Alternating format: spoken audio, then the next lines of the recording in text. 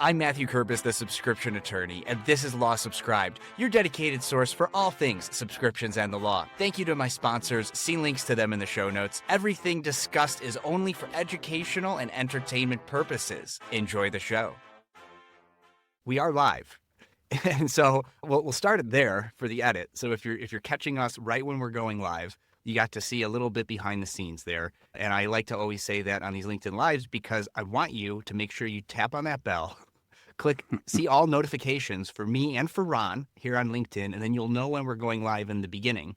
But for all you watching the recording on LinkedIn or for listening to the podcast, you're just going to hear that point where I said, okay, let's go live. So I'm thrilled to have with me today Ron Baker, who really needs no introduction. And if you do want to learn more about Ron, let me find where I should have had this queued up, but the episode that Ron was on my podcast, episode 42, titled Subscription Model Philosophy with Ron Baker, sworn enemy of the billable hour. So after you watch us live or you watch and listen to this, go back and listen to that episode to hear more about Ron and Ron's perspective on the subscription model, the subscription economy, and all that. Because today we're talking about a topic that's, I mean, this is a niche podcast already, but this is a niche topic. In particular for my listeners, my audience. If you read all of Ron's books, you're familiar with the idea of cost accounting. And you as a lawyer are probably engaged in cost accounting and don't even realize it. So for the people out there that's a new term for them, Ron, what is cost accounting and why don't you like cost accounting? Well, I'm a recovering cost accountant. At one point early in my career, I thought it explained everything. I mean, if you know cost accounting, you'll be able to price your products and services adequately. You can compute down to the penny the gross margin.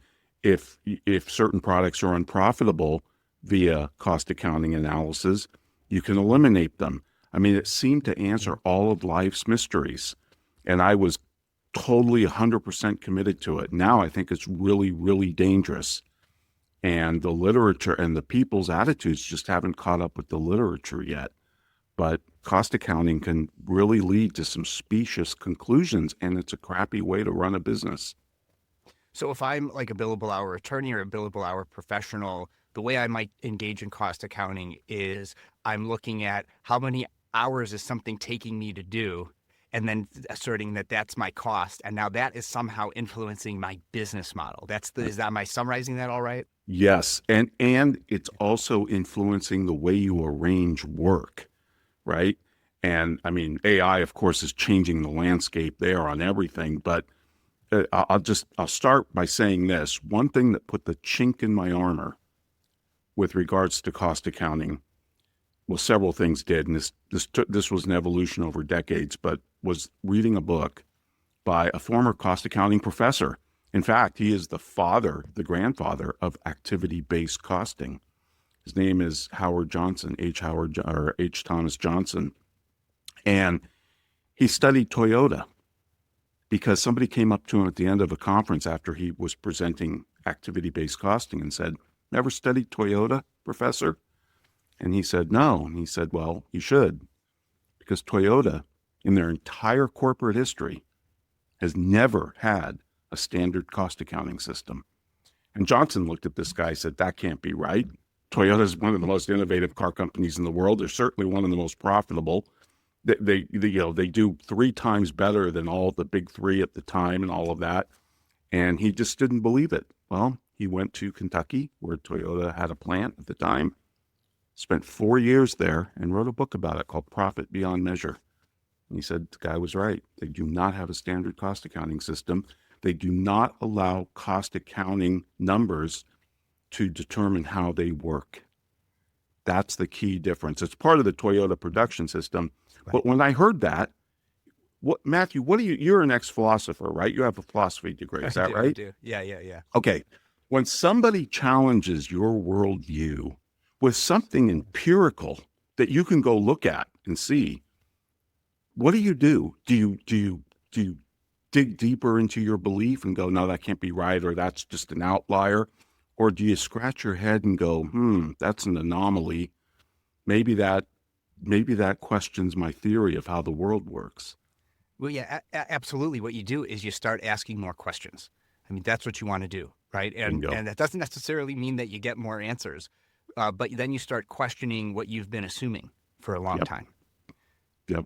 Because So, Richard Feynman said, science is the belief in the ignorance of experts, right? Scientists always have to question all their hypotheses. Science progresses by dissent, not by agreement, not by consensus. It progresses only by dissent. You can be one person that believes something and still be right.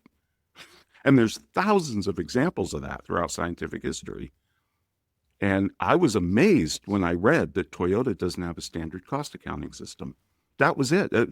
And people say, well, but you need more examples. No, you don't. You only need one anomalous behavior to falsify a theory. right. Really, especially a big one like Toyota. Right, right. And so I just want to remind folks, since this is live, because that begs a particular question that I'm going to ask. But if you're watching this live, even if you're watching the recording on LinkedIn, ask your questions in the chat. Ron and I get notifications. We'll respond. We'll let you know what our thoughts are. If you want to influence the direction of this conversation today, participate in the chat. I see there's quite a number of you that are watching this live already. So feel free to chime in, and we'll, assuming LinkedIn works properly, we'll make sure to incorporate all the feedback, the commentary, and everything that we see in the chat. So Ron, then that begs the question about Toyota. Well, if they're not using cost accounting, what are they doing? Well, it doesn't mean that they don't know their costs. It doesn't mean that they don't track their costs. It means when they design and build a car, they put an engineer, a lead engineer on the whole entire project, and he makes all the decisions about the parts they're going to use, how they're going to build that car. They're not going to let the cost accountants come down from their ivory tower into the factory and tell that engineer how to build that car. Not how it works at Toyota. It is, however, how it worked at GM. The cost accountants ruled the roost, and that's eventually what led to GM's bankruptcy. Hate to say it, but there's a great book out there called The Bean Counters versus the Car Guys by the former VP of GM, and he details this in excruciating detail. Yeah, well, we're learning about this experience with Toyota and what they were able to do with the lack of cost accounting influencing the way that they made some business decisions and pricing and operations and et cetera and all that. It reminds me of the book Scrum and how a lot of like lean methodologies and those types of things were taken from the way Toyota manufactured vehicles and then applied, of course, to the software industry. Now you do see in the software industry where your overhead expenses are basically nothing other than cloud and compute, that you see less of a focus on this. So I guess it's sort of easier to adopt this mindset, perhaps in the software industry, though not always necessarily, Ron, as I'm sure you know in the line of work that you're in. But in particular, for my audience, for the professionals who are billing time, well, they're not Toyota. So yes, sure, here's this example that, an extremely successful, profitable company isn't using cost accounting. And now lawyers maybe just realize, oh yeah, I am doing cost accounting, and if you're just tuning in live, make sure to catch up and watch the recording. But then what for smaller businesses, for professionals, if we're not using cost accounting, what are we doing? How do we know what our costs are? Yeah. Yeah. By the way, hotels, airlines, they don't use cost accounting either. Cruise ships, things like that. But there are four primary defenses for cost accounting that I've learned over the years when I hear arguments against getting rid of the timesheet. One, we need them for pricing. Matthew, you've disproven that in your firm, right? I mean, yes. and every firm that's adopted fixed pricing or value pricing has disproven that. And there's thousands of them throughout the world. Second, we need them to track the efficiency of our lawyers. How would I know if one person took twice as long to write a brief or write a deposition than the other person? And the thing that cracks me up about that is that's assuming that you can measure precisely the productivity of a knowledge worker. It's really hard because I can be sitting at my computer and I can look busy, but I mentally I could be zoned out or I could be playing solitaire. The only way to judge the productivity of a knowledge worker is another knowledge worker reviews the output of their work, right? Like a surgeon reviewing another surgeon, a lawyer reviewing another lawyer. So the whole efficiency thing, I think, is just ridiculous because I always ask people, can you tell me your A, B, C players, I'm talking team members, in your firm without looking at any financial data? And everybody says, absolutely. You know who they are. How do we know? We know from all sorts of subjective things, right? Professionalism, pride, willingness to change, willingness to coach those above them and below them, their attitude, their professionalism, their pride, all of these things that can't be measured on a timesheet. So timesheets have nothing to do with the efficiency. I can look great on a timesheet. Look, I billed 120 hours last week. And you look at my work and go, this guy's a hack. I had to redo everything he did. So what good is the timesheet? It's just a number on a page. So I don't buy the efficiency argument. The third defense is we need it for project management. Oh my God, how would we know when to hire a new person or know when people are working too hard and they're overstuffed? It's like, well, you work with these people 10 hours a day. You don't see the cars in the parking lot at midnight grinding on things.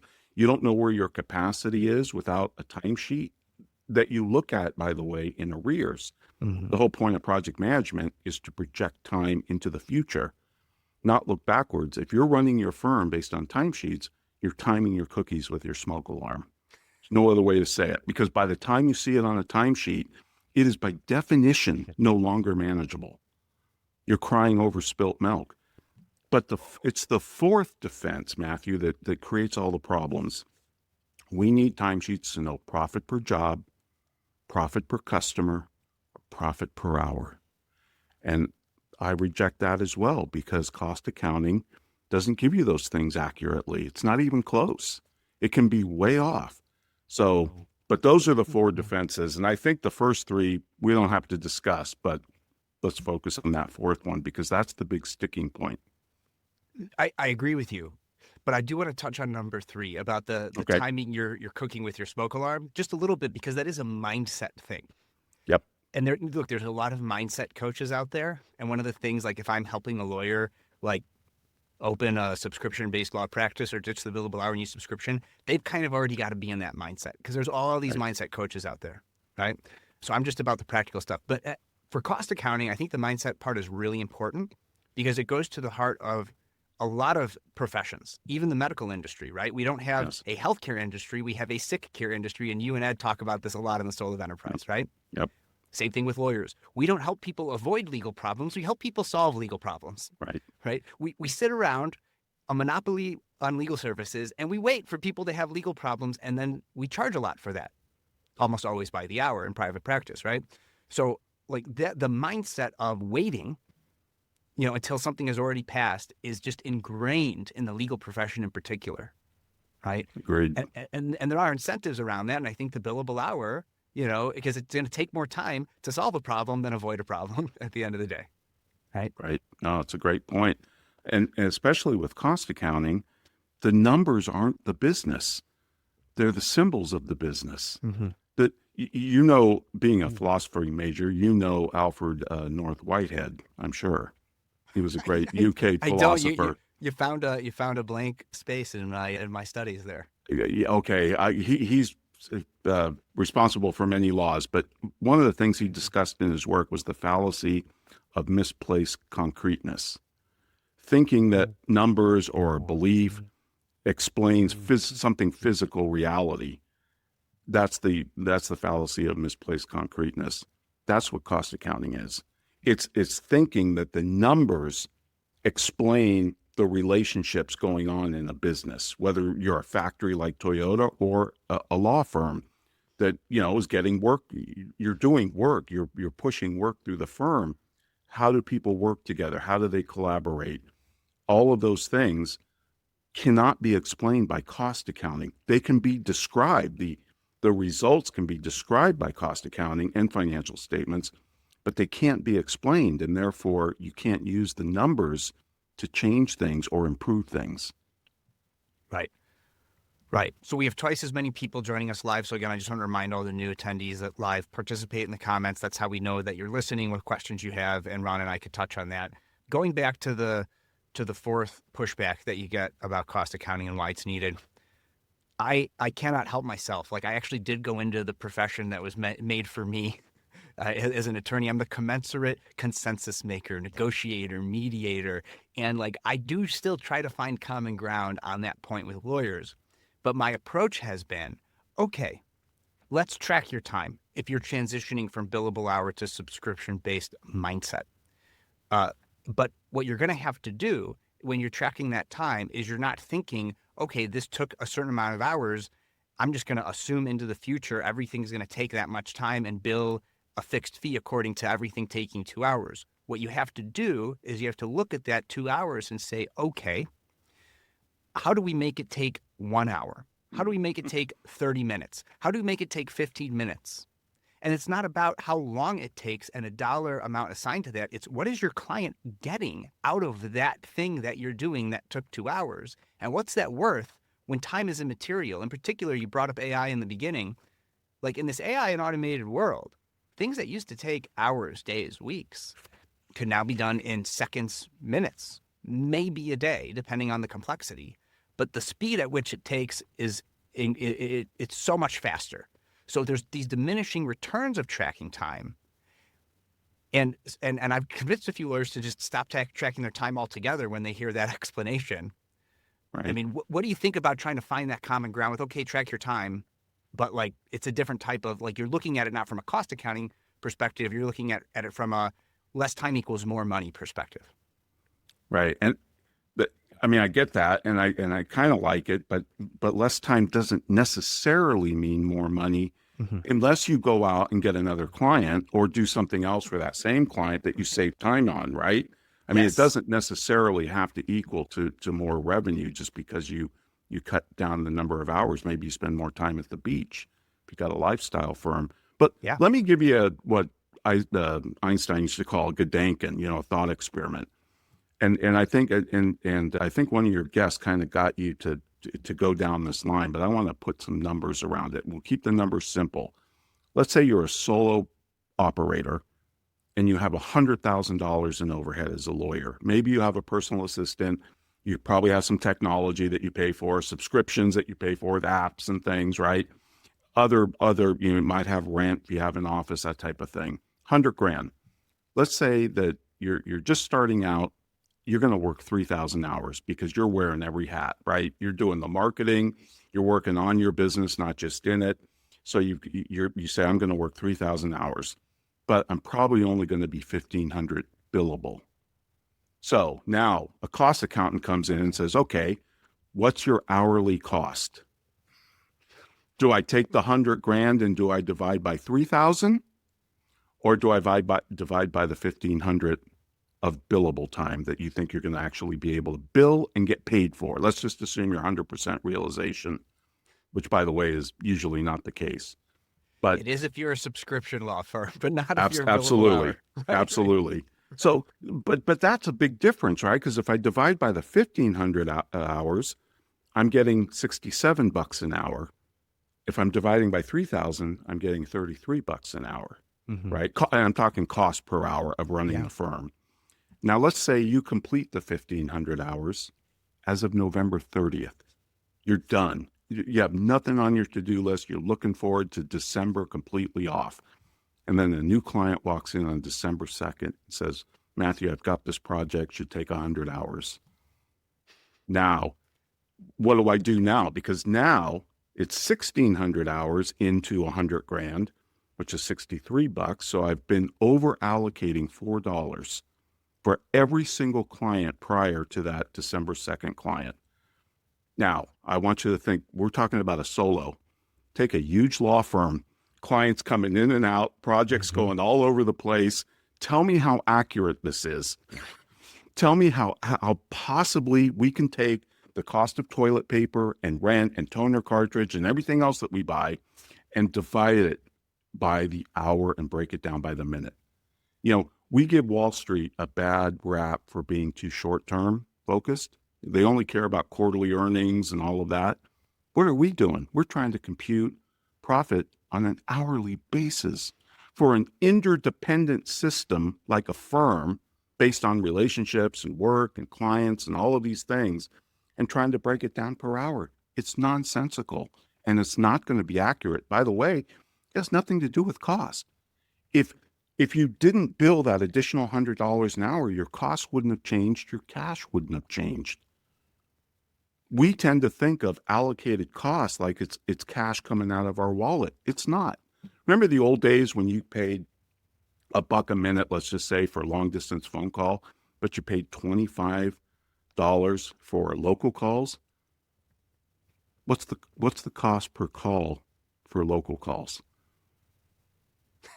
Don't make me do math live on air, Ron. Well, you can't, because it would depend on the number of calls, because Oh, the point sure. is you're paying the Yeah. flat rate, right? You're Right. paying 25 bucks whether you make 0 calls or you make 1,000 calls. Right. So what you pay an attorney, 100 grand, say, is irrespective of how are they going to be utilized. Are you going to bill them 1 hour, 10 hours, 100 hours, 2,000 hours? The cost wouldn't change, regardless of how utilized they were. Right. And this is the dirty little secret. Customers don't have costs. Firms do. Because most of our costs are rent, labor, technology. That's it. Yeah. And irrespective or regardless of how we utilize them, we're going to pay whatever that fixed cost is, just like the local phone service. So why try and allocate it out? Because it's also going to be dependent on volume.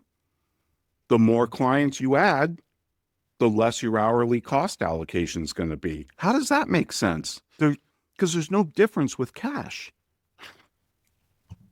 Well, and that's a good time to quote from the book, Ron. So this is page 244 of Time's Up.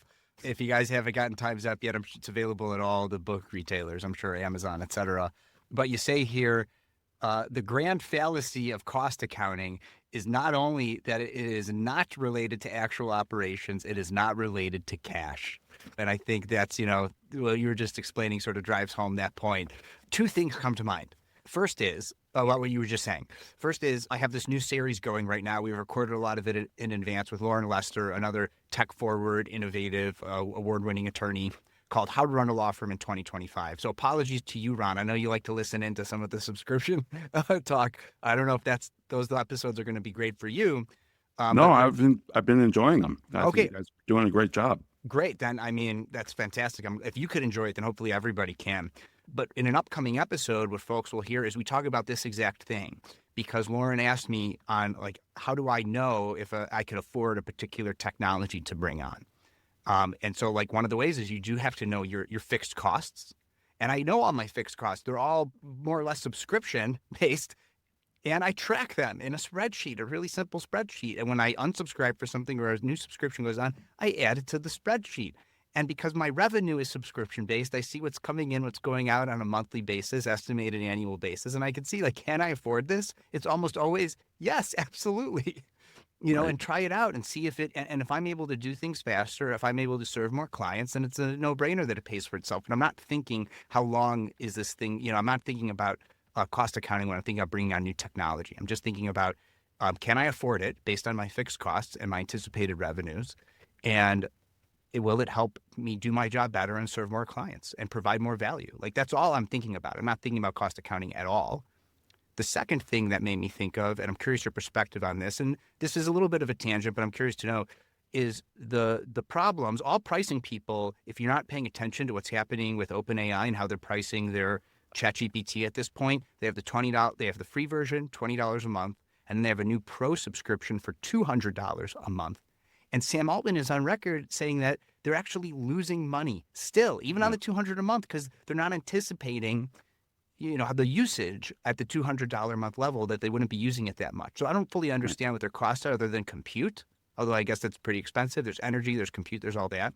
But they are just, they're raking in billions of dollars, Ron, and they're losing money at the, for pricing. Like, with everything we're talking about today, I think there's some relationship with how OpenAI is failing in pricing. So what are your thoughts on all that? Yeah, OpenAI is really interesting. I mean, I don't know where Altman got that 200. He seemed to just pull it out of the air. Didn't do a pricing study. He doesn't have professional pricers on his team. He needs some badly, because I think he underpriced that. And it's not just because his costs, and I do think it's mostly energy. That's why these guys are investing in nuclear power plants. I mean, they are energy hogs, these AI systems.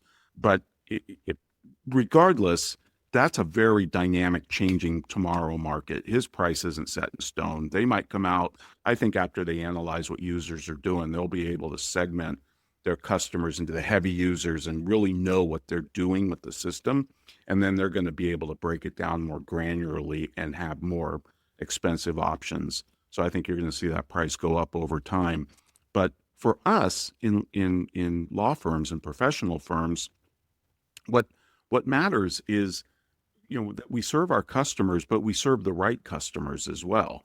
And this is why I like what you've done, Matthew, with your access philosophy, your purpose and your mission about serving as the GC of like families, that normally wouldn't have access to a lawyer. I love that because you're positioning a specific type of customer. You're not trying to go after everybody. And that's a big part of this as well, because people get hung up about, oh, how should I price I have big clients and I have small clients and everything in between. Well, that's not a pricing problem. That's a strategy and positioning problem. Are you McDonald's or are you Morton's? Both sell steak, but completely different positioning and strategies going on. And by the way, you can't be both. Right. A brand can only stand for one thing. And you can't be McDonald's and Morton's. And if you try, you're going to confuse the market. You're going to confuse your people internally. And it's just going to be chaos. You got to focus. It's so important to focus. Once you're focused, then you don't have to worry about cost accounting. You've got everybody coming in at the same price. Yeah, some are going to use you more various months than others, all of that. But it doesn't matter when you look at it from a portfolio perspective. Well, I'm glad you brought up portfolio perspective, and we're going to come back to that in a second. But we have somebody in the live chat here. Tool, Bothra, I think is how you pronounce it, says timesheets based on past deliverables can be misleading. For example, from my lens as an accountant, creating content for a new accounting standard update on derivatives is more complex than revenue, highlighting the unique challenges of each task and concepts. So just a comment, not a question, Atul, but very interesting that you share some perspective there. So thanks. If you want your comment read live during my conversation with Ron, please go ahead, participate in the chat. So going back to the profits across a portfolio, that is a radically different mindset, right? So it's sort of it's like a retirement account, right? It's like over time. Bingo. It's lifetime value. Right? Like you're not trying to necessarily even maximize profit in the short term. You're thinking about maximizing profit in the long term. And yes, you might be able to charge double for what you're doing right now because it's that valuable to your client. But will they leave you if you do? Versus will they stick around for the next 30 plus years if you charge them the right amount where they're getting the right value and you're going to make a multiple on what you would have made in the short term, right? So that's tough for lawyers. I know about thinking about lifetime value versus right now, profit. Right. That's what I love about the subscription model is it takes you away from the math of the moment per hour, per job, per customer, and puts you in, we're building lifetime value here. We're building lifetime annuities that are valued greater than the cost of acquiring them. And if that's your now goal to build lifetime value, you're looking at that relationship completely different. Client might need you more certain months because they're going through a tough time. You spend more time coaching them or just sitting there listening to them. And you think, oh, geez, I'm not billing I'm not hitting my billable time. No, you're making an investment in a relationship that's got a lifetime value. And the billable hour completely ignores that. Yeah. Yeah. So with that, Ron, I understand that you'd like to talk about this a lot and you have a little PowerPoint that maybe would be useful for the audience to take a look at. So based on the conversation we've had so far, do you think there's any particular slides or resources that you want to highlight for folks if this is interesting for them? Yeah, let me do this. I'll try and keep this very short. So let's see. You can see that, Matthew? I could see it, and I'll monitor the LinkedIn in a second here to make sure they can see it. I'm sure it'll come up. I want to come back to these books because these are the books that you need to read if you really, really want to challenge the entire cost accounting paradigm. Almost everybody's familiar with The Goal. It's one of the number one business books ever published. The guy sold over millions. L.U. Goldratt, he was actually a physicist, and his whole thing is the theory of constraints. And this is important too in firms because it's where the bottlenecks are in the work. And the Goal uses this great analogy of going on a Boy Scout hike with a bunch of kids The fattest kid is going to set the pace of that hike. No matter who you put behind him or in front of him, the fattest kid is going to determine the pace of the entire hike, because that's the bottleneck. No matter how efficient your firm is before the bottleneck or how efficient it is after the bottleneck's going to determine the pace of the work that moves through your firm. Mm-hmm. And that was Goldrat's central insight. And it was brilliant, because you may be able to locate that bottleneck and optimize it, but then the bottleneck will shift somewhere else. And that's certainly true in knowledge work. So that is a great book to read. Profit Beyond Measure is H. Thomas Johnson, and he's the one that studied Toyota. It's a seminal book. And then my late colleague, Reginald Thomas Lee, wrote 2 books, Lies, Damn Lies, and Cost Accounting. The best title of any book ever published, I think, is right there. And then his Strategic Cost Transformation. I did write the foreword to that, but Reginald blew my mind. Reginald was responsible for really, I think, tearing down cost accounting, which is ironic and beautiful, because Reginald's an engineer. And the thing I've never understood about cost accounting, Matthew, is the biggest proponents of it tend to be CPAs, and they didn't create cost accounting. Engineers did. And engineers did create cost accounting for the railroads and early factories, but they put tons of warning around it. They said, this is slipshod math. You need to be really careful with this stuff. They said there's a lot of faulty assumptions in here with cost accounting. So if you use it, be careful. Nobody listened. And now CPAs are the biggest proponents of it. And I never got it, because we didn't invent it. And a quick reminder for the audio-only listeners, this is a video on LinkedIn. All my episodes are now on YouTube, and if you go to lawsubscribe.com and subscribe even for free, you'll see the videos of this. So continue, Ron. Okay, here's what I like about what Johnson said, just real quick. He said, you can use accounting to describe a business's external condition, the results of its operations, in other words, but it offers little insight into the particular inner relationships that determine those results. In other words, how are we going to move the car through the factory, build the car, what parts are we going to use? It's very similar. I say, auditors can come in after the fact and they can audit the drunk's bar bill, but they can't explain to you why he's drunk, why he's an alcoholic. It's the same thing. Also in Time's Up, I believe. Yeah. And then my favorite thing that I learned from Reginald Lee is the difference between a measurement and a metric. And this is killer. If you and I walk outside with a thermometer, if it's a good thermometer, we're probably going to get the same measurement. That's a standard scientific measurement. It's going to be relatively accurate. But when it comes to metrics, like cost accounting, the outcome is determined by the method that you use. So, for example, valuing inventory, there's different ways to value inventory in standardized, generally accepted accounting principles. You can use the average cost method, the FIFO method, first in, first out, LIFO. I know I'm talking to mostly lawyers. I don't want to go too far in the weeds with accounting, but these are generally well understood. You've probably heard of FIFO and LIFO. Yeah. Right? Yeah. Look at the differences in net income that these 3 different metrics compute. It's astonishing. And it just adds zeros to this. You can see what a big impact this has. And the point is, it's not a measurement. It's a metric. If you stand at your door and count the number of people that walk in, that's a measurement. You're counting, but it's not affected by your assumptions. The metrics are. And so there are something like 6 different approved cost accounting methods: marginal costing, lean costing, activity-based costing, standard costing. Matthew, each one of them will throw off a different number for the exact same set of numbers, which shows you that it has nothing to do with costs. And I know before we went live, we gave the example of Steve Jobs. When he returned to Apple as interim CEO, ICEO, they called him, in 1997, I think it was, he said Apple was losing $1 billion a year as a company. He said, but each division within Apple was profitable. How does that happen? It happens because these allocations, your cost allocations, are completely arbitrary, and they're lousy math. And that's how it happens. And then we sit around and take these numbers as gospel and the oracle of Delphi and make decisions based on it that are specious. Let me give you an example of this, a real concrete example. Another thought experiment.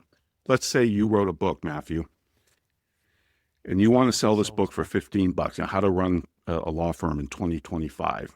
You go out to a printer, and the printer quotes you, I'll print you 10,000 books for $10,000, $1 a book. And you go, okay, that's pretty good, because that would be, a nice gross margin, right? 93%, I think I computed for that. So that does look pretty good. But then somebody quotes you a digital print option. They'll print 5,000 books and they'll cost you $8,000. So it's $1.60 a book. Now, if you're just looking at cost accounting, that's an 89% gross margin as opposed to a 93% gross margin on the first option. If you're just thinking about margin, which option are you going to select? Well, if I'm just thinking about margin, I select the first one. You select the first one. And most people would, including, by the way, General Motors. We're going to produce this car at this quantity because the more cars we produce, the lower we can drive down the average price of the car, right? Which, if you think about it, makes no sense, because if you produce 500,000 cars as opposed to 200 or 250,000 cars, you're spending 4 times as much on tires, twice as much on engines. From a cash perspective, you're bleeding, because what this isn't looking at is demand. What if the demand is only for 5,000 books?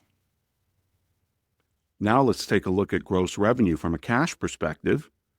In the first option, you'd produce $65,000 in net revenue. Does that make sense? You sell 5,000 books at $15, you get 75,000. You take out the 10 grand that you spent.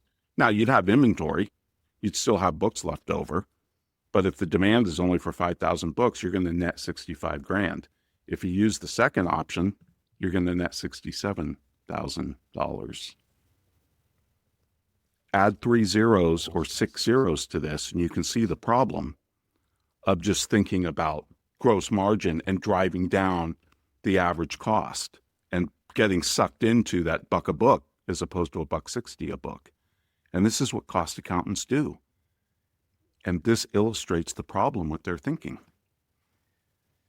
They're not taking into account demand. Right. It's almost like we just made everything up. That too. One of the things that jumped out to me in the cost accounting part in the book again was when you're quoting lies, damned lies, and cost accounting, and it says one of the 3 reasons why it's a bad practice: to get a cost, you have to create and force math relationships that do not exist. And this is the point you're driving home with these examples, ultimately, right? Yep.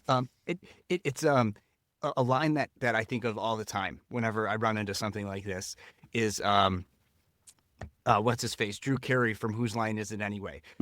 Everything's made up and the points don't matter. I mean, I think about that all the time. Love that show. Ron. Love that show. All the time. And he was talking about the show, but I'm thinking about just everything. Like our whole society is just based on everything's made up and the points don't matter. Yep. You said it when you said, how do you know if you can afford a new software? Because you're looking at your cash flow. Now, put aside the fact that subscription makes that much more predictable for you. You know exactly what your MRR is. You know what when you're going to get it and all of that. Right. Reginald's point in his books is that you need to stop trying to allocate costs because it's all arbitrary anyway. How do I allocate the toilet paper in a law firm by the hour? How do I allocate that out? And does it make any sense? Sure, I can do it. I can do it with your rent too. Do I allocate it by number of offices? Do I allocate it by number of square feet? This gets to the point where you're trying to figure out how many angels dance on the head of a pin, right? It's ridiculous. He said model cash flow because everything that you need to know about your business is in cash flow. Yeah. And so he did one really important thing for me.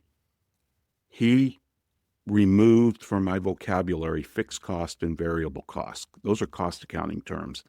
Reginald used cash costs and non-cash costs.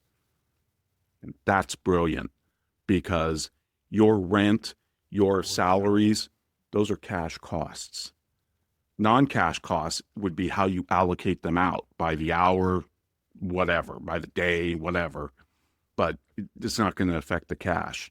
Everything you need to know is in your cash domain, not your accounting domain. Yeah. I mean, I think of it as operating expenses rather than fixed costs. My fixed operating expenses, but that's an interesting paradigm shift to think about it in that way. And the terminology is all made up. And do you have more slides that you want to share? Do you want to just one more? Let's do one more, and then I'll finish this point. Yeah, go ahead. Okay, and this is really disturbing to me because accountants should know better.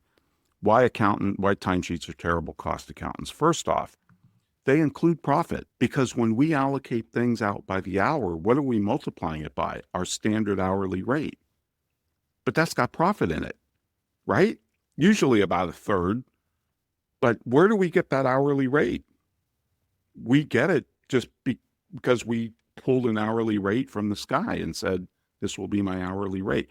Maybe we looked around at the competition, who's the most expensive firm in town, who's the cheapest. I'll pick somewhere in the middle. But it's an arbitrary number because most firms don't do what our other thought experiment. Remember, we took the $100,000 of overhead for the solo practitioner and divided it by the number of hours you could bill, 1,500. That was actual cost. That's not how most firms do this.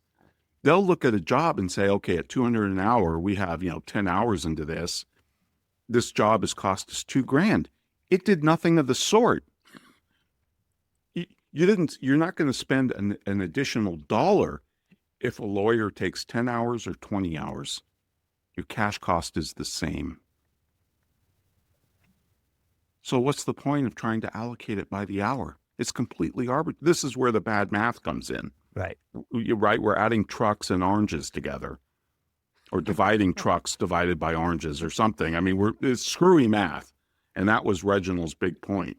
He was a mathematician too, by the way, on top of being an engineer. So hourly rates include profit, no relation to the firm's actual costs. Cost accounting has nothing to say about profit. It's just a way to allocate a bucket of costs out to various things, products, services, whatever. The other thing is you're attempting to run a P&L on every hour, which is insane. It'd be like dieting and weighing yourself every 2 minutes. That's the short-term thinking I was talking about that a lot of lawyers are fixated on. Absolutely. We're looking at the math of the moment, and it's not even accurate. Not only that, but the timesheets themselves aren't accurate because people lie on their timesheets. We all know it. We all did it. Everyone who's ever filled out a timesheet, borrowed time, ate time, moved time, shifted time. There's all sorts of games played. They're not even accurate. If you're watching this live, the last week of every month, like every fourth week, I still have interviews for my podcast, and I talked to a couple of lawyers there, and we deep dive on your number 3 point, and we talk about that because a common phrase I hear, I'm sure you've heard it, Ron, is, well, on this one we lost, on some other ones we win. Well, you're only winning and losing when you're attempting to run a P&L on every hour. Yep, it's completely arbitrary. It really now.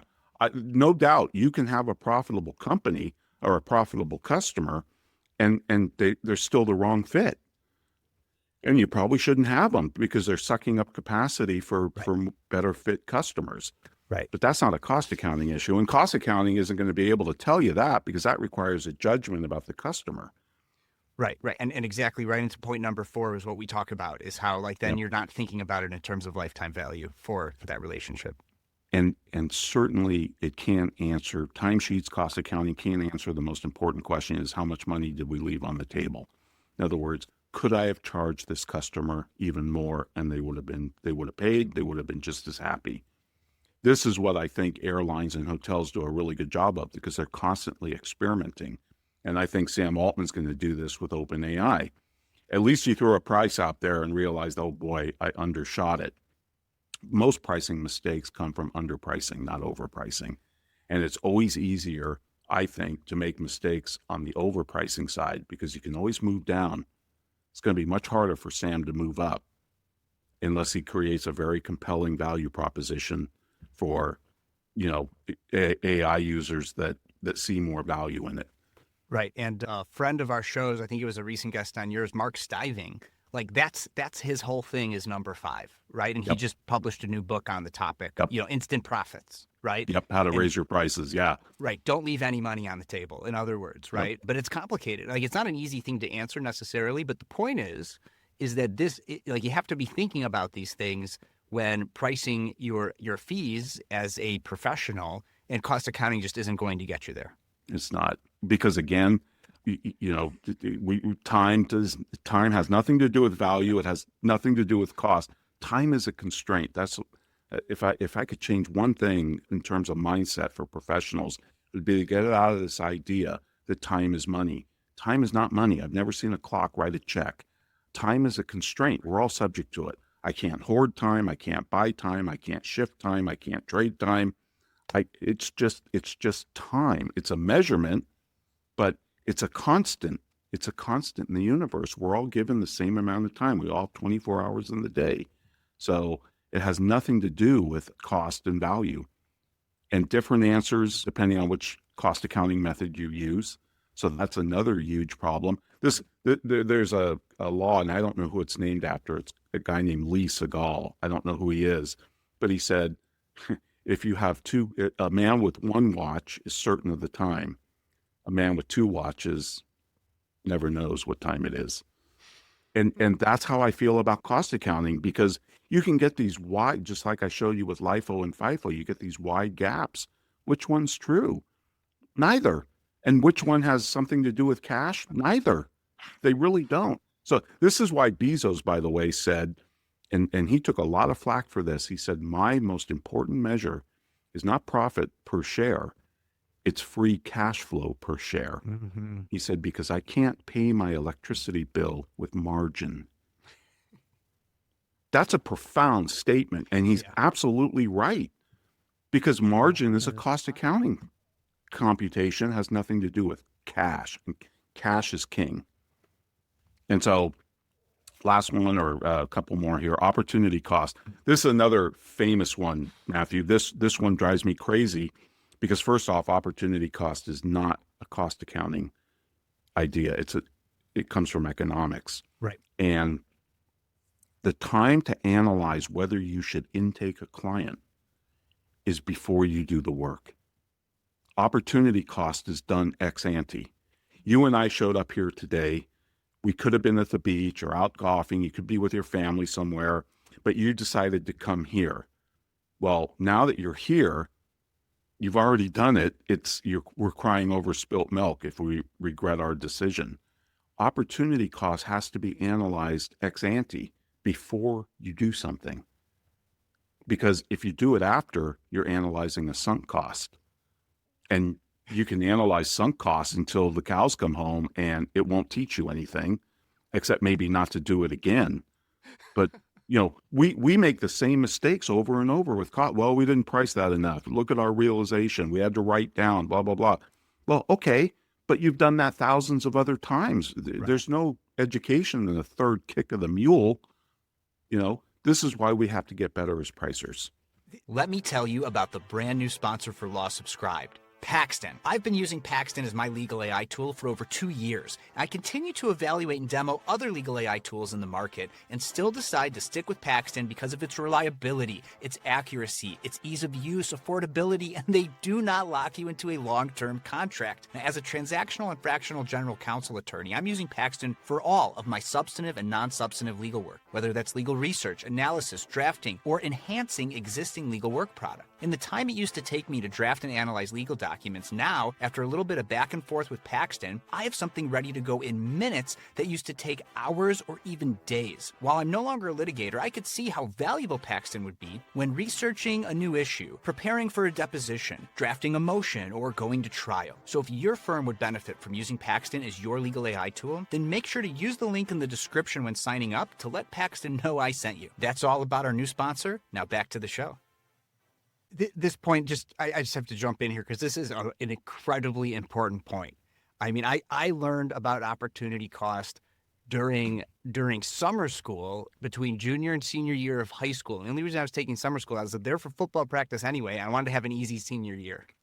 And so I learned about opportunity cost, and it has stuck with me ever since. In an econ class in high school, it is on the list of things that I want to make sure I impart onto my daughter in terms of knowledge, up there with context matters, right? Like this is just an important lesson generally for your life.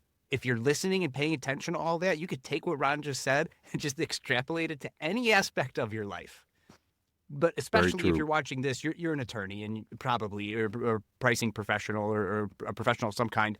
And so like you got to think about this in terms of your business. But like this is one of those lessons that this transcends what we're talking about right now. So I just had to highlight that for everybody. No, it's a great point, because people will say, if I didn't analyze this after all the whip comes in and I compare, the hourly rate to what we actually collected from the client, how would I know to raise the price? Well, if you could have raised the price, should have done it before you did the work.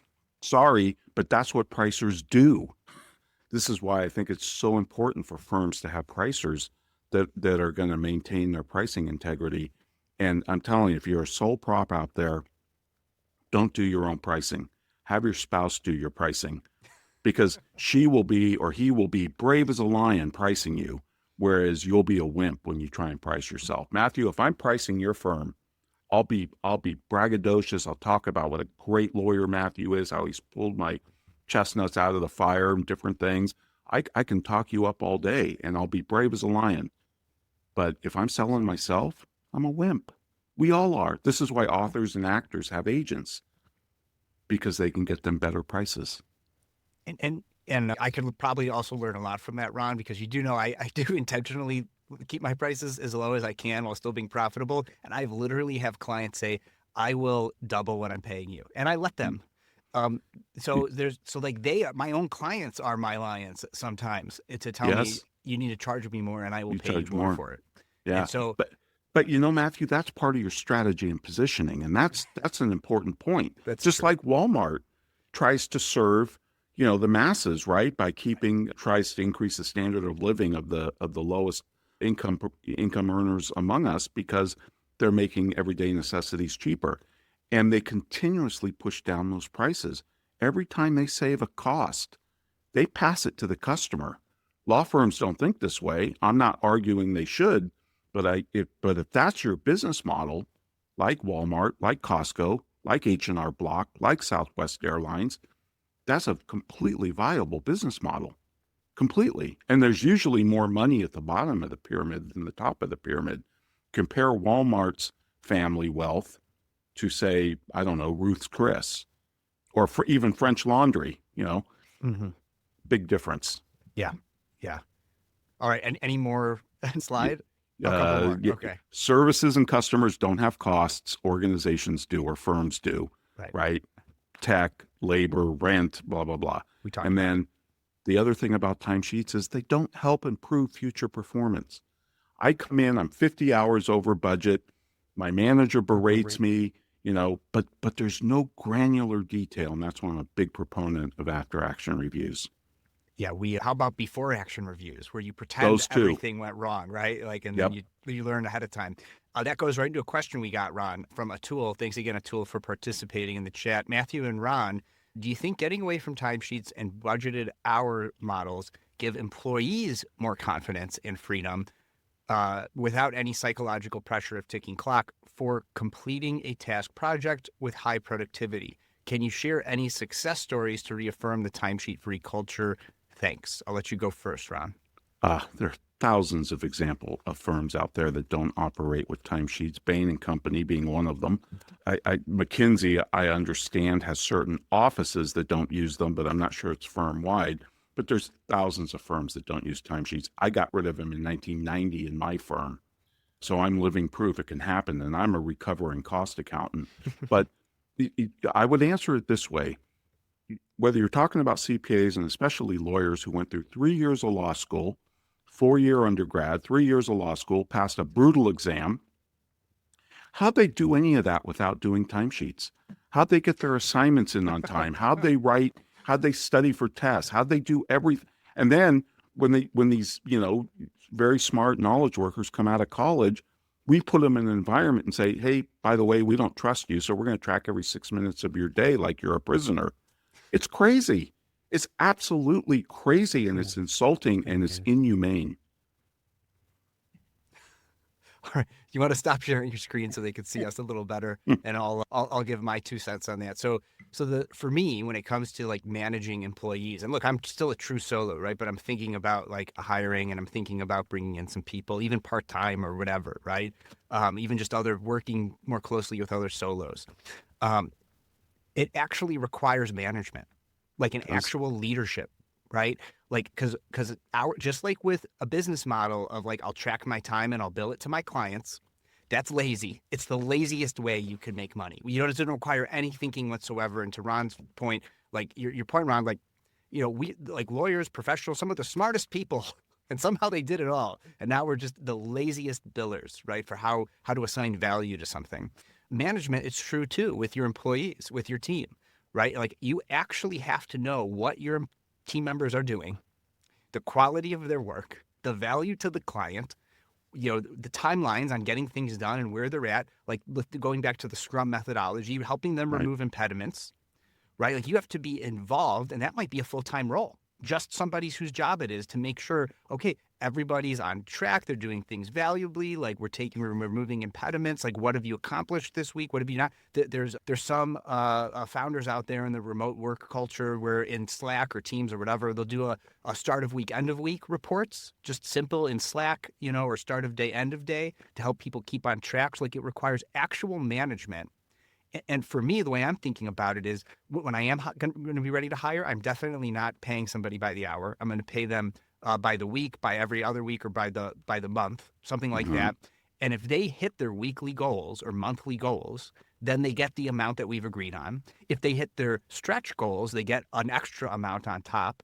And if they get their super stretch goals done, then they will get double whatever I'm paying them, because I want to incentivize them to just get the important work done that needs to get done. I don't care if you finish it all on Monday, the first Monday of the month, if it all gets done, because the value that's creating for me, for the revenue I could generate for my firm, for the value that's going to the client. Now, you can't, because there are things that have to be done every day, right? But the idea is I don't care how long it takes as my employee.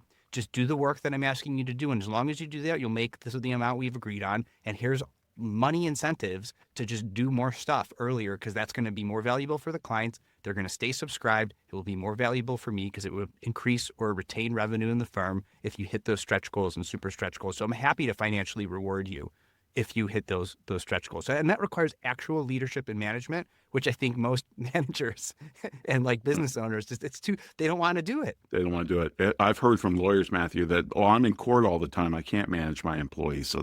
So the timesheet does it for you. Okay, well, that's a lousy manager.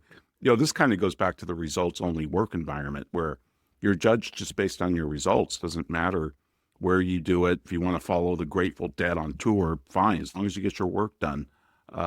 Nobody looks at a pile of laundry and says, wow, I really have to put in the hours on that. No, the quicker you do it, the better you're off. Go do something else that's more fun. I would probably outsource my laundry and cooking if I couldn't also listen to podcasts and do some education at the same time, Ron. I will tell you, though. So sometimes I go slow on the household chores because I'm a busy, small firm owner. I got to find some time to still listen to the Soul of Enterprise and some of my other favorite podcasts. But just one more comment on the question, because it's a great one. I love it. I mean, this kind of goes back to Michael Hammer has got a great definition of what it means to be a professional. A professional is someone who is responsible for achieving a result rather than performing a task. And what we did with the billable hour and time tracking is we turned everything into a 6-minute task. And that takes the focus off the professional from thinking about the result.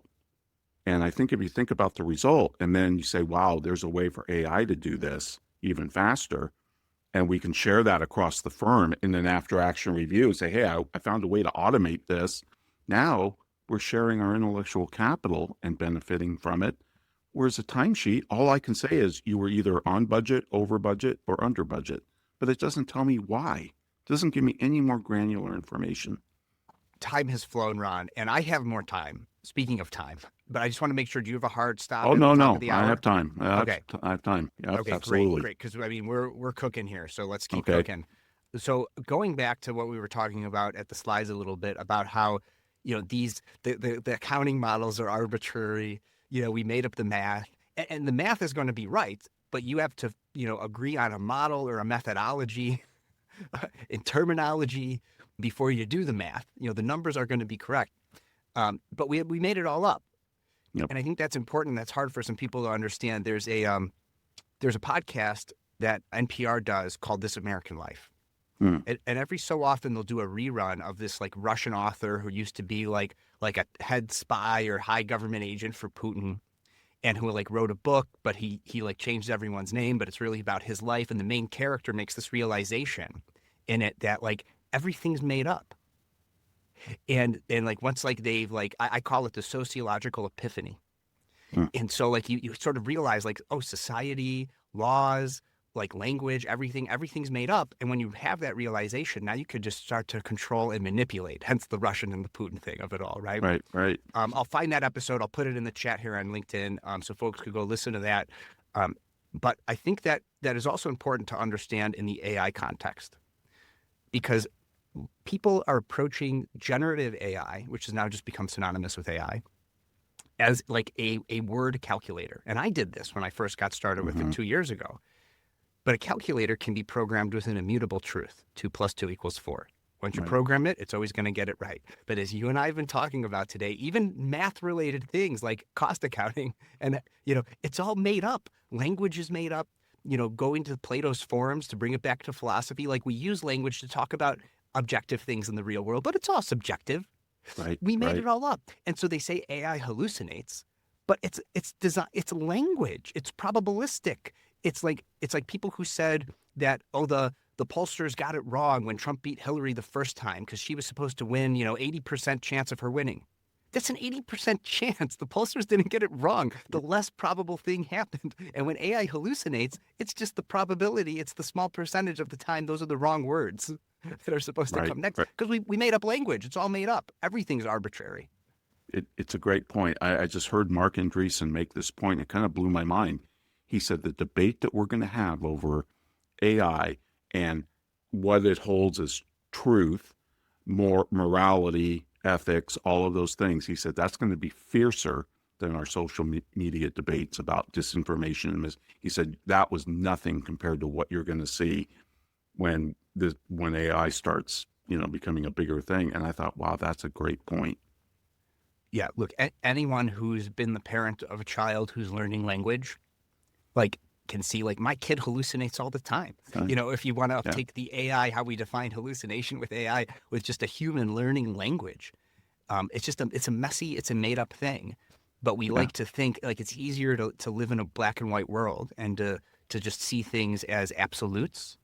That's just not the world that we're living in. And so if you've been using, to bring it back to cost accounting, if you're looking at cost accounting, if you're tracking time to see what your costs are, to know what you need to charge in a value-based or subscription-based model, just understand we made it all up.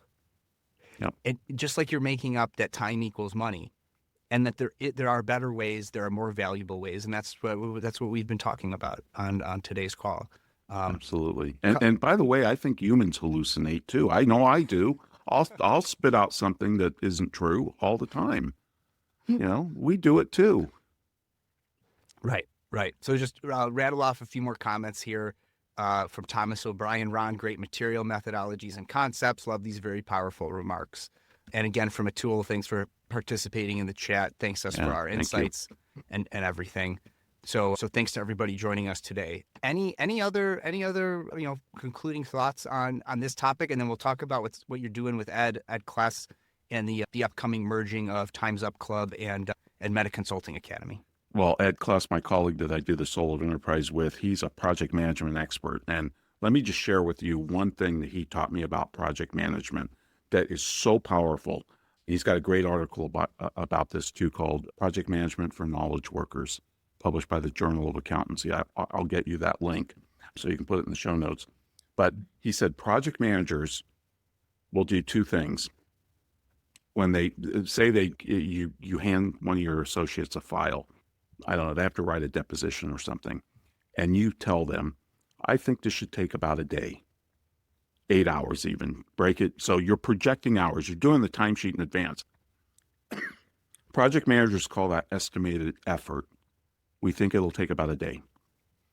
Now, that's not what the project manager cares about. If you spend 10 hours on that, 6 hours on that, project manager is not going to care a whit. What the project manager cares about is not estimated effort, it's duration.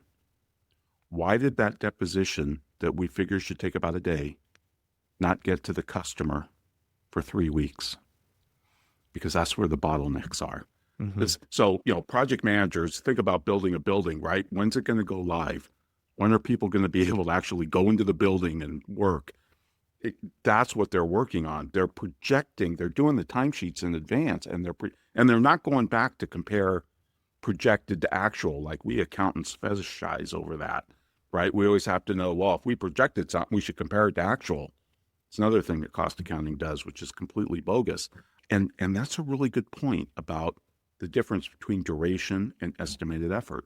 Now, if I gave you something that said this should take 8 hours and you did it in 1, then my God, I'd want to spread that across the firm. What did Matthew, he used AI to do this. He wrote this protocol or this macro on a spreadsheet, whatever it was, I'd want to share that. If you took 20 hours to do something we thought should take 8, I'd kind of want to know that too, because maybe this is the first time you've done it. So you've never climbed down the learning curve. Maybe we didn't give you any education on this, or maybe there's a problem at home. None of that's going to come off a timesheet. You're only going to get that granular information if you have an after action review where you actually talk about the work that you just did rather than just frenetically moving on to the next thing on your to-do list. I mean, this is why for knowledge workers, this is why stepping back and analyzing what you just did is so important, and to talk about it. What did we do? What were the objectives? What actually happened? And how could we do it better next time? We don't do that, and we don't do that because it's not billable. And it's really sad because AAR is one of the best learning tools ever invented by mankind. Another problem with that, and one of the reasons why somebody might end up taking 20 hours on something, is because the billable hour disincentivizes teamwork. Absolutely. Because now you've got 2 people billing hours on this thing, and it's doubling the costs for the client, right? Yep. There was this resolution in the American Bar Associations and Bar Associations. We have like governing bodies. It's like, and we pass resolutions that don't really do anything, but sometimes they do. But there was this resolution that came through about trying to like incentivize courts to allow for, or maybe even require, young associates to be brought on for important oral arguments and other things. Mm-hmm. And it's a great idea. And we want to be teaching the younger associates to come up and to learn from experience without just having to go off on their own and figure it out, which is how most lawyers learn. And I'm the only one who voiced an opposition to that resolution because I said, you are asking the courts to make a rule that's doubling the costs for the clients. And you're not thinking about the clients and the costs associated. I said, I would love this to be a rule if we also ban the billable hour as the way that attorneys make money. Right. Like let's do that. And of course, everyone was like, oh, there he goes again, trying to end the billable hour. And he found a way to tie it into this resolution. But that's the truth. Is it disincentivizes teamwork, which means something that could have taken an hour is going to take 20 because not all the lawyers or the knowledge workers are going to be working together to solve that problem. Right.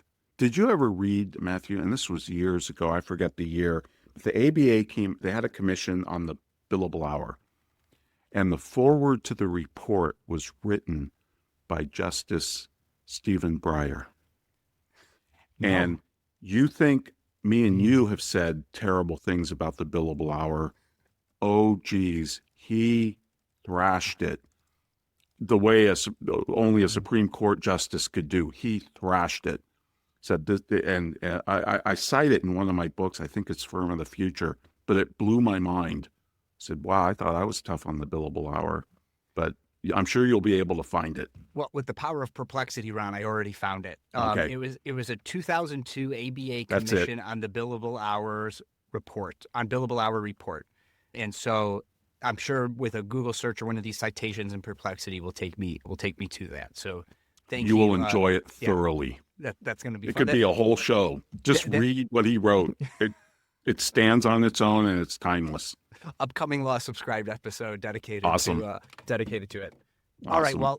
Well, with that, I'm sure we could go on, and we will, and there'll be future conversations that Ron and I will have on this. But to wrap things up a little bit, tell us about what you're working on now with Ed, because I'm sure the listeners will be super interested to learn about it and see how they could join and participate. Well, Ed and I do the Soul of Enterprise together, and we've been working together forever, but Ed's always been an employee of Sage, the software company, the accounting software company. And last year, he was let go from Sage, and so he went out and he started this thing called Meta Consulting Academy. Ed always calls himself a meta consultant because he teaches consultants how to be better at being a consultant for their customers. So he calls it meta consulting. Right. Meta is, I know it's taken on a whole lot of meanings these days, but meta consulting is consulting about consulting. Metacognition, thinking about thinking, right? So absolutely. Adding the meta prefix, that's what that means for listeners who haven't come across that before. And of course, I came out with Time's Up a couple years ago, and I started the Time's Up Club. And so he's gotten subscribers, and, we have a free plan in each group. And we both created these organizations, these communities, and we thought, well, let's bring it all together, and we'll help firms that want to move to subscription, that want to move to the transformation economy, which is where I think we're headed next. Joe Pine is writing a book currently that is called The Transformation Economy. It's due out later this year, and he has a Substack where he's been throwing out the chapters as he writes them.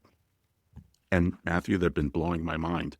For 25 years, he's been asked, what are examples of transformations? And he had a few, but now there's thousands. Books are being written about it. If you Amazon it, you can find different books on it.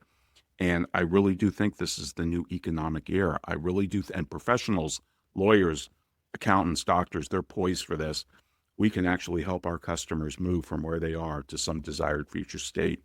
And we can do it over and over and over. We can do it serially, and we can do it from womb to tomb. As a lawyer, you can help me get my kid into college. You can help me plan for my retirement, and you can help me leave my legacy through estate and will and trust planning, right? And that is where the value is going to be in this new economic era known as the transformation economy. And I still think subscription is the best facilitator of offering transformation. So I'm still a big proponent of both, but we'll be focusing on helping professionals guide transformations for their customers. Yeah, it goes back to that bifurcation fallacy of black and white. And transformation, you might think, it's human nature maybe even to think, oh, I've transformed. Done. I've transformed. Right. But that's just not the reality. Things are not black and white. You don't transform and you're done. Transformation is ongoing, which is why subscription fits really well in with that. And I had one more wrap up point, and this I'm trying to monitor the chat, and I lost track of my wrap up point, Ron, with that. But if there's anything that I could do to help out, let me know. For folks who are watching this live, we don't have the link to that group yet.